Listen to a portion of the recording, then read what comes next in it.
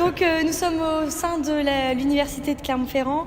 C'est le lieu malheureux de la rafle de l'université de Strasbourg de novembre 1943. Donc que faisait l'université de Strasbourg à Clermont? Alors en fait, elle avait été dès 1939 repliée effectivement sur le site de Clermont-Ferrand au moment de l'entrée en guerre et de l'annexion de l'Alsace au Reich allemand. Et donc une majorité d'enseignants, de personnel administratif et d'étudiants de l'université de Strasbourg, qui était un petit peu le fleuron de l'université française à cette époque-là, parce qu'elle avait vraiment été relancée en 1919 pour faire face en quelque sorte à l'Allemagne. Et bien du coup, une majorité d'enseignants et d'étudiants ont souhaité se replier à Clermont-Ferrand. Et donc dès le mois de novembre 1939, il y avait à peu près un bon millier d'étudiants et d'enseignants administratifs de l'université de Strasbourg qui se sont installés à Clermont. Et qu'est-ce que la rafle? Comment ça s'est déroulé? Est-ce que tous les étudiants ils ont d'abord été rassemblés, puis après séparés? Donc les camps, dans quel camp ils ont été emmenés? Alors disons que ça s'est passé effectivement en plusieurs camps. En fait, dès le début de la matinée, c'était sur la journée du 25 novembre. Donc au début de la journée, vers 10h, 10h30, tous les étudiants qui étaient sur le site de l'avenue Carnot ont été rassemblés dans la cour, à l'extérieur. Il y en avait environ 1200, 1300 étudiants qui ont été rassemblés. Et ensuite, justement, dans ce hall, ça a été installé, on va dire, une sorte de bureau où on a vérifié l'identité. On a fait entre guillemets le tri en quelque sorte des étudiants, parce que bien entendu dans la volonté de la Gestapo des collaborationnistes français qui étaient un petit peu maîtres d'œuvre de cette rafle, je ne sais pas effectivement d'embarquer tous les étudiants, mais bien de faire le tri entre de réprimer d'abord à la fois les résistants, des étudiants également alsaciens qui étaient des étudiants allemands qui n'avaient rien à faire dans cette université selon les autorités, donc voilà, et les juifs. Donc du coup, il y a eu une opération de vérification d'identité et de tri. Très rapidement, il y a eu donc 500 étudiants sur les 1200, et personnels d'ailleurs, puisqu'il y avait effectivement quelques personnels qui ont été donc maintenus, qui sont restés toute la journée sur le site. Les 700 autres ont pu être libérés.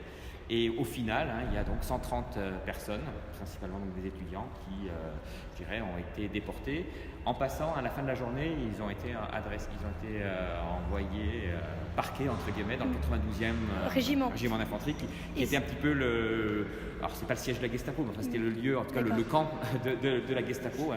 Des services d'ordre qui sont venus arrêter les étudiants, c'était principalement la Gestapo. C'était la Gestapo. Il y avait effectivement au départ même l'armée. Il y a eu la Luftwaffe, il y a 200 hommes de la Luftwaffe qui ont effectivement quadrillé, on va dire, vraiment l'ensemble du quartier, d'ailleurs, pas seulement le campus, parce qu'effectivement, il y avait quand même un nombre important d'étudiants, 1200 étudiants, donc du coup, bien entendu, il y avait quand même des forces de l'ordre et de répression en nombre important. Mais c'est vrai que c'est la Gestapo qui a été vraiment le principal maître d'œuvre, avec, un rôle aussi important d'un Français collaborationniste qui était Georges Mathieu, qui était un ancien résistant qui avait été retourné sous l'effet sans doute de la torture, qui avait basculé dans la collaboration et qui avait en gros livré le nom notamment effectivement des principaux étudiants résistants. Et donc les principales directives, elles venaient de Vichy ou alors c'était directement du gouvernement Non, c'était vraiment effectivement des autorités d'occupation allemande. D'accord. Vous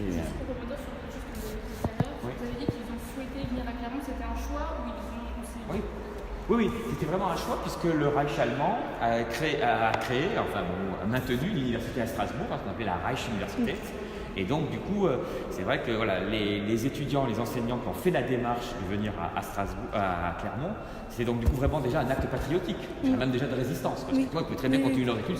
Si leur objectif principal c'est de continuer leurs études ou de continuer leur métier, et que la question d'être dans un régime nazi ou démocratique ou français était indifférente, ils pouvaient très bien continuer à le faire à Strasbourg.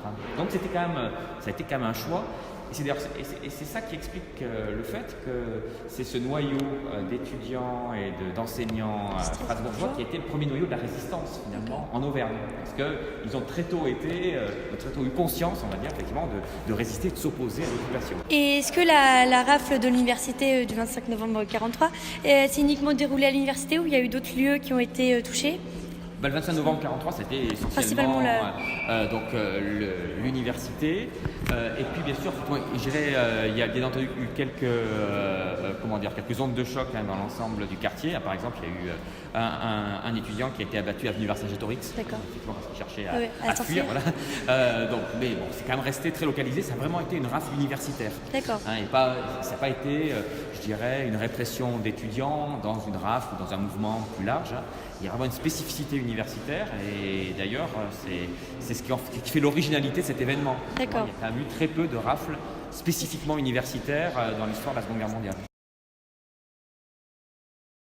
Alors juste pour rebondir sur la résistance de tout à l'heure, est-ce que la rafle elle a par la suite permis à la résistance auvergnate de se développer de manière